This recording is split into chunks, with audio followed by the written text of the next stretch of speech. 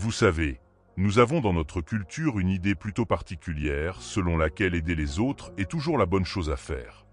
On nous a enseigné dès l'enfance qu'en tant que bonne personne, personne spirituelle, personne aimante, nous devons toujours dire oui. Nous devons toujours donner. Nous devons toujours être disponibles. Et si vous hésitez, si vous marquez une pause, si vous osez poser une limite, eh bien, quelque chose doit clocher chez vous. Vous devez être égoïste. Vous devez être méchant. Mais que se passerait-il si je vous disais que toute cette notion est inversée? Et si le besoin compulsif d'aider tout le monde, de réparer tout le monde, de sauver tout le monde n'était pas de l'amour du tout, mais une forme d'interférence, une manière de perturber les leçons mêmes que la vie essaie d'enseigner? Réfléchissez-y. Quand vous sauvez continuellement quelqu'un des conséquences de ses propres actions, que faites-vous vraiment? Vous ne les aidez pas. Vous les maintenez piégés. Vous les empêchez d'apprendre. Vous vous interposez entre eux et la sagesse qui ne vient que par l'expérience. Je ne suggère pas que nous devenions froids ou indifférents.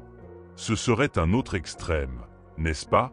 La question n'est pas de savoir si nous devons nous soucier. La question est de savoir comment nous nous soucions. Et plus important encore, qui nous choisissons pour y investir notre énergie. Parce que vous voyez, il existe certains types de personnes qui vous videront complètement. Elles prendront et prendront et prendront, et peu importe combien vous donnez, cela ne sera jamais suffisant. Et la tragédie n'est pas qu'elles prennent. La tragédie est que vous les empêchez de grandir. Permettez-moi de vous partager ce type de personnes que vous devez apprendre à reconnaître. Non pas pour les juger ou les condamner, mais pour protéger votre propre énergie et leur permettre d'affronter les expériences mêmes dont elles ont besoin pour se réveiller. Numéro 1. Le paresseux chronique. Il y a une différence, voyez-vous, entre quelqu'un qui lutte et quelqu'un qui a simplement abandonné. La personne qui lutte prendra votre aide et l'utilisera comme un tremplin. Mais la personne paresseuse chronique, elle, utilisera votre aide comme un hamac. Elle a pris une décision, consciemment ou non, que la vie est trop difficile et que quelqu'un d'autre devrait porter son fardeau. Et dès l'instant où vous intervenez pour les aider, vous devenez cette personne. Vous devenez celle sur qui elles comptent. Non pas parce qu'elles ne peuvent pas faire les choses elles-mêmes, mais parce qu'elles ont découvert que quelqu'un le fera toujours à leur place. Observez maintenant ce qui se passe dans la nature. Un oiseau ne apporte pas de nourriture à un poussin qui refuse d'ouvrir le bec. Un arbre ne continue pas à nourrir une branche qui ne porte pas de fruits. La nature est très claire à ce sujet. Si quelque chose ne produit pas, si quelque chose ne contribue pas, il est finalement coupé, non par cruauté, mais par sagesse. La personne paresseuse chronique aura toujours une excuse. Elle vous parlera de son enfance difficile, de sa malchance, de ses circonstances injustes, et une partie de cela peut être vraie. Mais voici la question que vous devez poser. Qu'est-ce qu'elles font à ce sujet en ce moment même? Prennent-elles des mesures, aussi petites soient-elles, pour changer leur situation? Ou attendent-elles simplement que quelqu'un vienne et le répare pour elles? Quand vous aidez quelqu'un qui refuse de s'aider lui-même, vous le privez de quelque chose de précieux. Vous le privez de la satisfaction de sa propre réussite. Vous le privez de la force qui vient de surmonter les difficultés. Vous le privez de la chose dont il a le plus besoin, qui est la découverte qu'il en est capable. Certains d'entre vous portent les autres depuis des années. Vous payez leurs factures. Vous résolvez leurs problèmes. Vous nettoyez leurs saletés. Et à chaque fois que vous le faites, vous vous dites que vous êtes gentil. Mais et si votre gentillesse les maintenait en fait faibles? Et si votre aide était précisément ce qui les empêche de se tenir sur leurs propres pieds? La personne paresseuse a besoin de ressentir la faim. Elle a besoin de ressentir l'inconfort. Elle a besoin d'éprouver les conséquences naturelles de ses choix, car c'est seulement quand la douleur de rester le même devient plus grande que la douleur du changement qu'elle se mettra enfin en mouvement. Numéro 2. L'ingrat perpétuel. Avez-vous déjà remarqué que certaines personnes peuvent recevoir un cadeau extraordinaire et le traiter comme si ce n'était rien? Vous pourriez leur donner votre temps, votre argent, votre énergie, votre cœur même, et elles le prendraient sans y penser une seconde, sans merci, sans reconnaissance, sans aucune appréciation. Ce n'est pas un accident. C'est un problème de caractère. La gratitude n'est pas juste une bonne manière. La gratitude est le signe d'une personne qui reconnaît qu'elle fait partie de quelque chose de plus grand qu'elle-même. Une personne reconnaissante comprend que chaque bénédiction, chaque cadeau, chaque gentillesse ne lui est pas due, mais donnée librement. Et quand vous comprenez cela, vous traitez les cadeaux avec révérence. Mais la personne ingrate, elle, croit que le monde lui doit tout. Elle croit que votre aide est son droit. Et plus vous lui donnez, plus elle devient prétentieuse. C'est un paradoxe étrange, n'est-ce pas? Plus vous versez en elle, moins elle apprécie. J'ai connu un homme qui a aidé un ami à payer son loyer pendant 6 mois d'affilée. Mois après mois, il a sacrifié son propre confort pour s'assurer que cet ami ait un toit sur la tête. Et savez-vous comment l'ami a réagi? Il s'est plaint. Il s'est plaint que l'appartement était trop petit. Il s'est plaint que le quartier n'était pas assez bien. Il s'est plaint de devoir vivre ainsi pendant que d'autres avaient plus. Pas une seule fois il n'a dit merci. Pas une seule fois il n'a reconnu le sacrifice. Et quand les 6 mois se sont écoulés et que l'homme ne pouvait plus aider, savez-vous ce qui s'est passé? L'ami est devenu en colère. Il s'est senti trahi, comme si l'aide qu'il avait reçue n'était pas un cadeau, mais une dette qui était maintenant injustement réclamée. C'est la nature de l'ingrat. Il ne voit pas la gentillesse. Il voit la faiblesse. Il ne voit pas la générosité. Il voit une opportunité. Et ils prendront et prendront et prendront jusqu'à ce qu'il ne reste plus rien de vous. Quand vous aidez une personne ingrate, vous ne semez pas de graines. Vous les jetez dans un puits sans fond. Et peu importe combien vous en jetez, le puits ne sera jamais rempli. Numéro 3, l'arrogant et le vertueux autoproclamé. Il y a des personnes qui ne veulent pas votre aide. Elles veulent votre validation. Elles ne veulent pas votre sagesse. Elles veulent que vous confirmiez ce qu'elles croient déjà. Et si vous osez offrir quoi que ce soit qui défie leur vision d'elles-mêmes, elles vous rejetteront entièrement. La personne arrogante ne souffre pas d'un manque de connaissances. Elle souffre d'un orgueil excessif. Elle croit déjà tout savoir. Elle croit que sa voix est la bonne voie. Et quiconque suggère le contraire est simplement dans l'erreur. L'orgueil est une chose curieuse. Il se déguise en confiance, mais il s'agit en réalité de peur. La personne arrogante est terrifiée d'avoir tort, car toute son identité est bâtie sur le fait d'avoir raison. Si elle admet ne pas savoir quelque chose, si elle reconnaît avoir besoin d'aide, tout son sens de soi commence à s'effondrer. Et donc elle redouble d'efforts, elle défend, elle argumente, elle rejette. Vous ne pouvez pas aider une personne comme celle-ci. Non pas parce qu'elle est au-delà de l'aide, mais parce qu'elle ne croit pas en avoir besoin. Et jusqu'à ce qu'elle en prenne conscience elle-même, tout ce que vous offrirez sera gaspillé. Jésus s'est éloigné de personnes comme celle-ci. Il ne les a pas poursuivies. Il ne les a pas suppliées d'écouter. Il a simplement dit ce qui devait être dit et est passé à autre chose, parce qu'il comprenait quelque chose de très important. Vous ne pouvez pas forcer la sagesse sur quelqu'un qui est engagé dans sa propre folie. La personne arrogante doit tomber. Elle doit éprouver les conséquences de son orgueil. Elle doit heurter le sol assez fort pour qu'elle lève enfin les yeux et réalise qu'elle n'a pas toutes les réponses. Et seulement alors, quand elle est humiliée, quand elle est brisée, sera-t-elle prête à recevoir de l'aide. Numéro 4, le méchant habituel. Maintenant, je veux être très prudent ici, car nous vivons à une époque où les gens n'aiment pas utiliser des mots comme « méchant » ou « maléfique ». Nous préférons un langage plus doux. Nous disons que quelqu'un est tourmenté ou incompris. Mais il y a des personnes dans ce monde qui ne sont pas confuses. Elles savent exactement ce qu'elles font et elles le font quand même.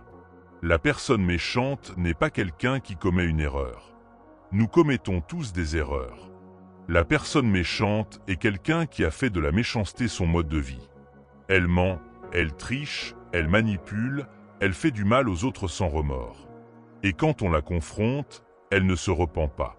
Elle justifie. Quand vous aidez une personne méchante, vous devenez complice. Vous permettez son comportement. Vous lui donnez les ressources pour continuer à faire du mal. Et laissez-moi vous dire quelque chose.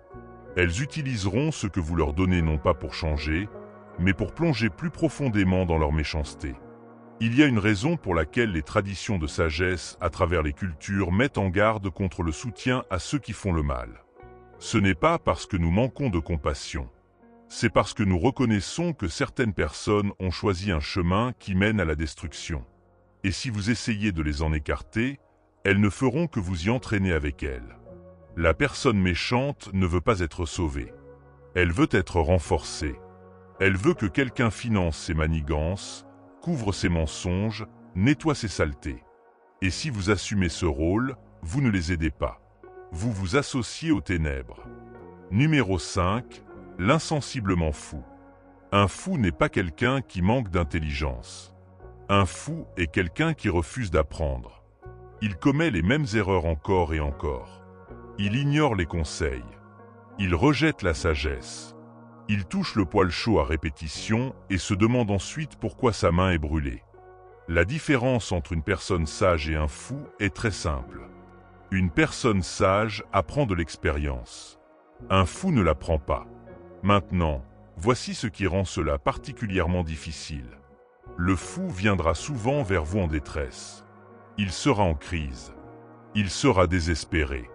Et votre cœur s'ouvrira à lui. Vous voudrez l'aider. Vous voudrez le sauver. Mais si vous regardez de près son histoire, vous verrez un schéma. Ce n'est pas sa première crise. Ce n'est pas la première fois qu'il a besoin d'être sauvé. En fait, il a été dans cette situation exacte plusieurs fois auparavant. Et à chaque fois, quelqu'un l'a aidé. Et à chaque fois, il est retourné droit au même comportement qui l'ont mis dans le pétrin en premier lieu. Le fou est comme une personne qui se noie dans l'océan et qui refuse de saisir le gilet de sauvetage que vous lui lancez. Au lieu de cela, il continue à se débattre, à éclabousser et à couler. Et si vous sautez pour le sauver, il vous entraînera sous l'eau aussi. Vous ne pouvez pas sauver un fou. Seule la vie peut lui enseigner. Seules les conséquences de ses propres actions peuvent briser son entêtement. Et si vous continuez à intervenir, vous empêchez ces conséquences de faire leur travail. Numéro 6. Le maître manipulateur. Le manipulateur est peut-être la personne la plus dangereuse de cette liste parce qu'il est le plus difficile à reconnaître. Il ne vient pas vers vous avec des exigences. Il vient avec des histoires. Il ne prend pas directement de vous. Il vous fait vouloir donner. Le manipulateur comprend la nature humaine. Il sait que les bonnes personnes veulent aider. Il sait que les personnes gentilles se sentent coupables quand elles disent non. Et il utilise cette connaissance comme une arme. Il vous dira exactement ce que vous avez besoin d'entendre. Il jouera sur vos émotions. Il vous fera vous sentir spécial, nécessaire, important, et avant que vous vous en rendiez compte, vous faites pour lui des choses que vous ne feriez jamais pour personne d'autre. Le manipulateur est un change-forme. Avec une personne, il est la victime. Avec une autre, il est le héros. Il change son histoire en fonction de la personne à qui il parle. Et si vous comparez vos notes avec d'autres qui ont eu affaire à lui, vous découvrirez que les histoires ne correspondent pas. Quand vous aidez un manipulateur, vous n'aidez pas une personne dans le besoin. Vous alimentez un système. Vous fournissez des ressources pour qu'il continue ses jeux. Et dès l'instant où vous cessez de donner, dès l'instant où vous percevez le mensonge, il se retournera contre vous. Il vous dépeindra comme le méchant, il dira aux autres comment vous l'avez lésé, et il passera à sa prochaine cible. Numéro 7. Le rebelle impénitent. Enfin, il y a la personne qui sait mieux faire mais refuse de le faire. Elle a été enseignée. Elle a été avertie. Elle a été corrigée. Mais elle s'en fiche. Elle a choisi de continuer sur son chemin destructeur et rien de ce que vous dites ou faites ne changera son esprit. La personne impénitente n'est pas ignorante. Elle est défiante. Elle sait ce qui est juste, mais elle préfère ce qui est faux. Et quand vous essayez de l'aider, elle hochera la tête et sourira et sera d'accord avec tout ce que vous dites. Mais dès que vous tournez le dos, elle retourne à ses vieilles habitudes. C'est le type de personne le plus difficile à lâcher parce que vous pouvez voir son potentiel. Vous pouvez voir ce qu'elle pourrait devenir si elle changeait seulement. Et donc vous continuez à espérer, vous continuez à croire que cette fois ce sera différent, mais ce n'est jamais le cas. La personne impénitente doit vouloir changer. Et jusqu'à ce que ce désir vienne d'elle-même, toute l'aide du monde ne fera aucune différence. Vous ne pouvez pas vouloir leur guérison plus qu'elles ne le veulent. Vous ne pouvez pas lutter pour leur liberté plus fort qu'elles ne le font. Et si vous essayez, vous vous épuiserez tandis qu'elles restent exactement les mêmes. Alors, que faisons-nous de tout cela? Devons-nous devenir froids et indifférents? Devons-nous arrêter complètement d'aider les gens? Non. Nous apprenons le discernement. Nous apprenons à reconnaître la différence entre quelqu'un qui lutte et quelqu'un qui est coincé. Nous apprenons à distinguer entre quelqu'un qui a besoin d'une main tendue et quelqu'un qui veut un voyage gratuit. Nous apprenons à voir clairement sans jugement, mais aussi sans illusion. La vraie compassion n'est pas de l'enabling. La vraie compassion signifie parfois reculer et laisser les gens affronter les conséquences de leurs choix. Parce que c'est souvent à travers la difficulté, à travers l'épreuve, à travers le fait de toucher le fond que les gens se réveillent enfin. Quand vous aidez les bonnes personnes, vous voyez des fruits. Quand vous versez dans un bon sol, vous voyez de la croissance. Mais quand vous donnez à ceux qui ne sont pas prêts, qui ne veulent pas changer, qui ne feront que vous utiliser et vous vider, tout ce que vous verrez est du gaspillage. Votre énergie est précieuse. Votre temps est fini. Vos ressources sont limitées et vous devez être sage quant à l'endroit où vous les investissez. Tout le monde ne mérite pas votre aide. Et ce n'est pas de la cruauté. C'est de la sagesse. Alors demandez-vous aujourd'hui, qui suis-je en train d'aider que je devrais lâcher? Qui suis-je en train de sauver qui a besoin de tomber? Qui suis-je en train d'ennablir qui a besoin d'affronter ses propres conséquences? Et quand vous trouverez la réponse, ayez le courage de reculer. Non avec colère, non avec ressentiment, mais avec la compréhension que parfois la chose la plus aimante que vous puissiez faire est de laisser quelqu'un éprouver le poids total de ses propres choix. Parce qu'en fin de compte, vous ne pouvez sauver personne. Vous ne pouvez qu'indiquer le chemin. Et qu'ils le suivent ou non dépend entièrement d'eux.